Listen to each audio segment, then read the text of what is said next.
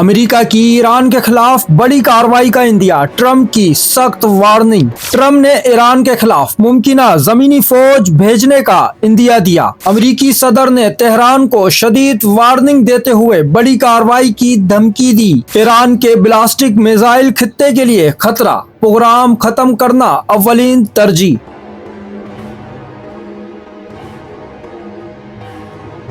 अमेरिकी हमलों में ईरानी बैलिस्टिक मिसाइल साइट्स को निशाना बनाया गया। ईरान को कभी जौहरी हथियार हासिल नहीं करने देंगे। अमेरिका और ईरान के दरमियान कशीदगी बढ़ने का खदशा, जंग तवील होने का इम्कान। चैनल को सब्सक्राइब, फॉलो करें, वीडियो को लाइक, शेयर करें और कमेंट सेक्शन में अपनी राय से आगाह करें।